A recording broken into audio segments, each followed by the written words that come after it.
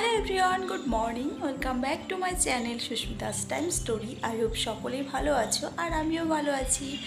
আজকে হচ্ছে বৃহস্পতিবার আর এখন বাজে ঘড়িতে ওই 10টা 10 মতো। তো এখন থেকে আজকের ব্লগটা শুরু করলাম তোমাদেরকে সাথে নিয়ে। আশা করবো আজকের ব্লগটা তোমাদের একটু হলেও ভালো লাগবে।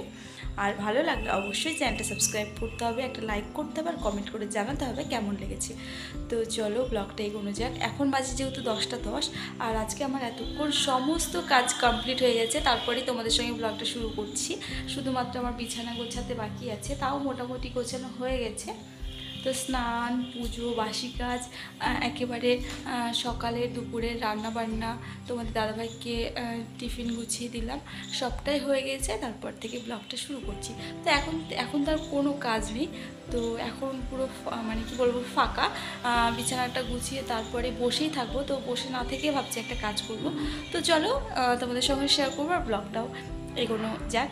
আশা করবো ভালো লাগবে। তো চলো, আর জলও ভরে নিয়েছি আর এখন আমার প্রসাদ খেতে ইচ্ছে করলো। এটা হচ্ছে ছট পুজোর প্রসাদ। এই যে কালকে দিয়েছে, অনেকগুলো দিয়েছিল, বাট কালকে দিতে দিতে আমি খেয়ে নিয়েছি অর্ধেক। এই প্রসাদগুলো আমার এত ভালো লাগে, এত ভালো লাগে কি বলবো তোমাদেরকে, বলে বোঝাতে পারবো না আমি। তো একটু বেশি করে আর কি দিয়ে পাঠিয়েছিল, মানে তোমাদের দাদাভাইয়ের হচ্ছে একসঙ্গে কাজ করে, তো ওনারা ছট পুজো করে তো সেই জন্য প্রসাদ দিয়ে পাঠিয়েছে। তো চলো এখন আমার একটুখানি প্রসাদ খেতে ইচ্ছে করলো, আগে খেয়ে নিই তারপরে বিছানাটা গোছাবো। এই যে দেখো, আর আজকে তো সকাল থেকে বৃষ্টি ওয়েদার, তাহলে ফাইনালি ঠান্ডাটা পড়েই গেল। এবার জাকিয়ে ঠান্ডা পড়বে, কারণ এতদিন তো ওই হালকা হালকার ওপর দিয়ে যাচ্ছিলো, বাট বৃষ্টিটা হলো বলে এবার মানে ঠান্ডাটা একদম ভালোভাবেই পড়ে যাবে। তো বেশ ভালো লাগছে আজকের ওয়েদারটা, ভীষণই ঠান্ডা ঠান্ডা ওয়েদার। তবে না খুব ঠান্ডা না খুব গরম, দারুণ লাগছে এই ওয়েদারটা। তো সমস্ত কাজ করার আজকে এনার্জিটাই আলাদা। তো ব্লগটাও আজকে একটু অন্যরকমভাবেই আর কি শেয়ার করছি তোমাদের সঙ্গে। তো চলো প্রসাদটা খেয়ে নিই।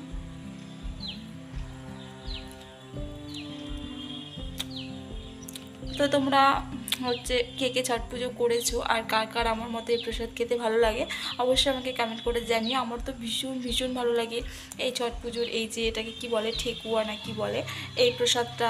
তারপরে হচ্ছে মহাপ্রভুর ভোগের ওই যে তোমার হয় না যেগুলো, কি যেন, মালসা প্রসাদ, তারপরে হচ্ছে কীর্তনের খিচুড়ি প্রসাদ যেগুলো দেয়, আমার তো ভীষণ ভালো লাগে এই সমস্ত প্রসাদগুলো।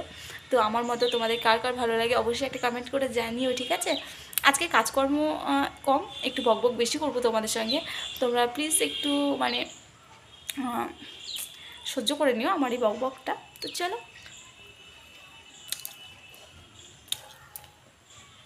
এখন যেহেতু মানে শীতকাল পড়ে গেছে আর কি, আর ছোটো দিনের বেলা, তো দিনটা যে কিভাবে চলে যাচ্ছে বুঝতেই পারছি না।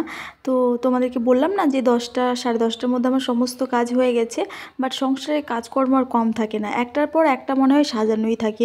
তো যতই তাড়াতাড়ি সব কাজ করি না কেন, মানে একটু বসে থাকলে মনে হয় এই কাজটা করি সেই কাজটা করি। তো আজকে সেটাই আর কি, তাড়াতাড়ি সব কাজ করে নিয়েছি। আর তোমাদের দাদাভাইকেও টিফিন দিয়ে দিয়েছি দুপুরে খাবারের, আর কোনো ঝামেলা নেই, মানে ওখানে খেয়ে নিতে পারবে আর কি। তো সেই জন্য আর কি যত তাড়াতাড়ি আর কি রান্না করা যায়। তো যেহেতু 9:30টার সময় বেরোই, মানে 9:45টার সময়, তো 10টার মধ্যে যদি ভাত রুটি সবটাই করেছি, আর তরকারি করেছিলাম, রুটিটা খেয়ে গেছে আর ভাত নিয়ে গেছে, এই হয়েছে ব্যাপার। তো সেই কারণে আর কি চটজলদি রান্নাবান্না হয়ে গেছে 10টার মধ্যেই আর কি। তো বিছানাটাও গুছিয়েছিলাম, বাট মাম্মাম যেহেতু ঘুমিয়েছিল তাই আরও একবার এখন গুছিয়ে নিচ্ছি। তো কাজকর্ম তো আজকের ব্লগে সেভাবে শেয়ার করতে পারবো না তোমাদের সঙ্গে। তবে আজকে আমি আমার মাসের মুদিখানা যেভাবে করি, বা কিভাবে আমি আমার সংসারে মুদিখানা বাজার করি এবং সেখান থেকে কিভাবে সেভিংস করি সেটাই তোমাদের সঙ্গে শেয়ার করব। তো চলো, তার আগে এদিকে রান্নাঘরে দেখো আমি সমস্ত গ্যাস ট্যাস মুছে নিয়েছি, পরিষ্কার পরিচ্ছন্ন, মনে হচ্ছে না যেন রান্নাই করিনি, তাই না বলো?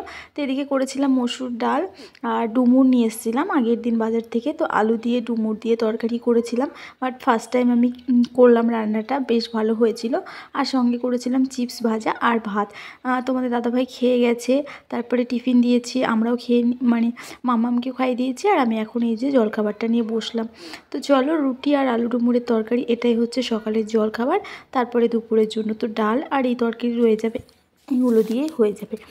তো এখন আর কাজকর্ম শেয়ার করব না, এবার চলো মুদিখানা বাজারটা তোমাদের সঙ্গে শেয়ার করি। তো এই যে বাজারটা করেছি এটা আজকের নয়, দুদিন আগেকার বাজার করা, বাট তোমাদের সঙ্গে শেয়ার করব বলে ভিডিওটা শ্যুট করে রেখেছি কিন্তু শেয়ার করা হয়নি। তো চলো প্রথমে আমি এগুলোকে সাজিয়ে নিয়েছি, এবার একে একে তোমাদেরকে দেখাই। অ্যাকচুয়ালি আমি মাসিক বাজার করি না, মুদিখানা বাজার, শুধুমাত্র চাল আর তেল ছাড়া সমস্তটাই আমি 15 দিন হিসেবে বাজার করি। এখানে আমি 1 প্যাকেট চাউমিন নিয়েছি, তারপরে হচ্ছে চাউমিনটা 1 মাস চলে যায়। কিছু কিছু জিনিস আছে 15 দিনের হিসেবে নিলেও কিন্তু অনেক জিনিসই আছে যেটা আমার মাস কাছাকাছি প্রায় হয়েই যায়। 2 প্যাকেট বিস্কুট নিয়েছি, 1 লিটার সাদা তেল নিয়েছি, আর এখানে চায়ের প্যাকেট নিয়েছি, বড়টা নিয়েছি, মুগ ডাল নিয়েছি 250 মতো, আর এখানে মসুর ডাল নিয়েছি, এখানে ওই যে ঘুগনি করি প্রায়ই দেখে থাকো।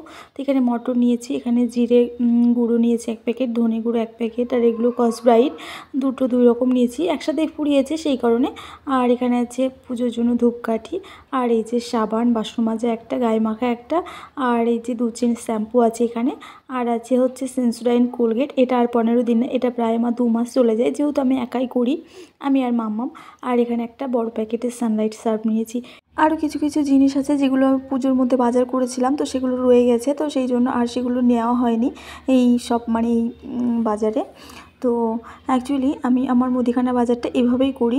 আমাদের মতো মধ্যবিত্ত ফ্যামিলিতে না মাসকাবারি বাজার করতে গেলে একটা মোটা অ্যামাউন্টের দরকার পড়ে, তো সেটা সবসময় থাকে না, তার জন্য মাসকাবারি বাজার আমরা করতে পারি না। আর মাসের বাজারের ক্ষেত্রে কি হয়, অনেক জিনিসই কিন্তু বাড়তি নেওয়া হয়ে যায়, সেক্ষেত্রে কিন্তু অনেক টাকাই খরচ হয়ে যায়।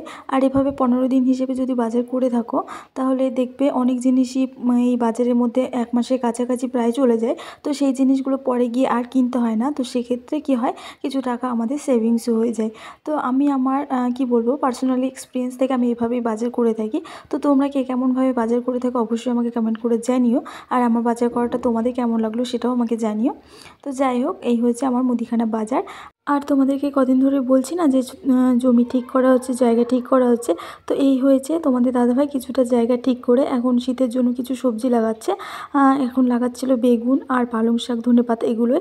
আর এদিকে আমাদের লঙ্কা গাছে কত লঙ্কা ধরেছে দেখো। তো যাই হোক বন্ধুরা, আজকের ব্লগটা তোমাদের কেমন লাগলো অবশ্যই একটা কমেন্ট করে জানিও, ভালো লাগলে চ্যানেলটা সাবস্ক্রাইব করে থাকো। দেখা হচ্ছে পরবর্তী ব্লগে, সবাই ভালো থেকো, টাটা।